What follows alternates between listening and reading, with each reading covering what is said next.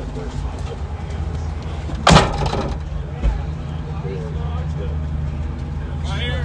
think it's cool. Nice rolling. My day started off bad, stayed bad, and ended even worse. Being the last autocross of the year, it was pretty cold. It was maybe 50 by the time I started my runs. My first run, I slid through 3 or 4 cones on a long sweeper. Every start for the day was a violent hop from the car, which is not pleasant. And I just had trouble getting any traction out there. My tires never got above 90 degrees, so it was just tough. But then came the final run of the day and of my year, and something broke as soon as I launched the car. I didn't realize it until I was done with my run. So I pulled into the paddock, and somebody was running at me with a fire extinguisher because my car was billowing smoke. And here's what it looks like. Wheel drive, is it? No, rear. Okay. I keep spinning out, trying to leave. Yeah. Yeah, it's pretty good on the road.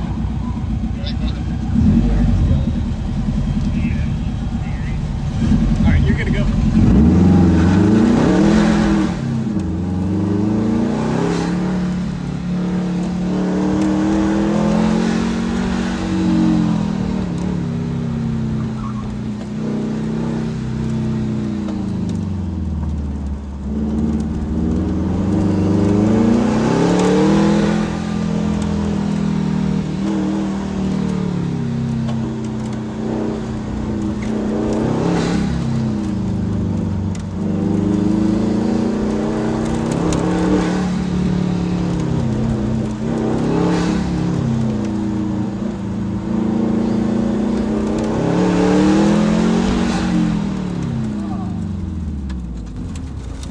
I don't know if I've ever felt boost hit like that.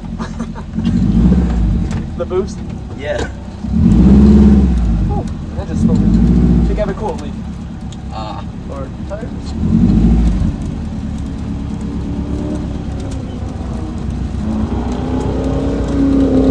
Still be smoking it.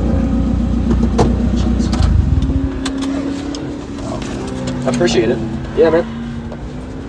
Hope it's fun.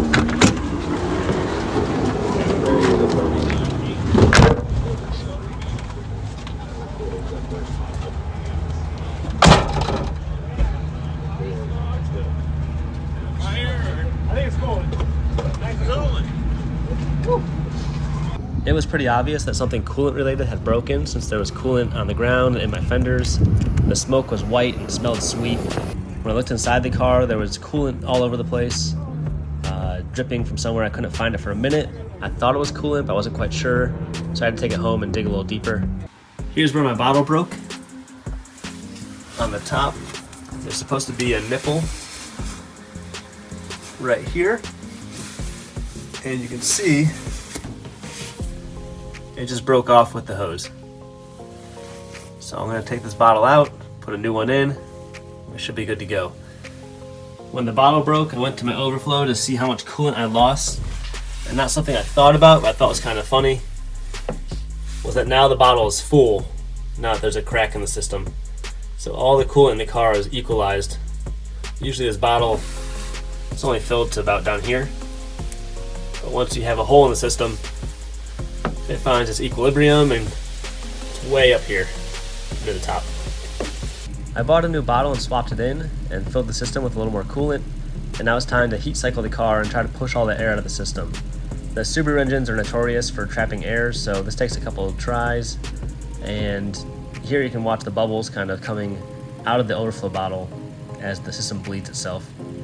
The good news is after a couple of heat cycles, there's no additional leaks, so this seems to be my only problem, and now I can enter the winter building season without tracking down other issues. So I do have some big plans for the winter to get this car faster and more competitive, and I'll give you one little hint. It's going to start with some new coilovers, because my current setup has the springs maxing out, bouncing off the bump stops, my dampers aren't adjustable, everything's a little too soft for what I'm doing. So time to improve that area. Stay tuned, and I look forward to sharing my winter build with you. Thanks, bye.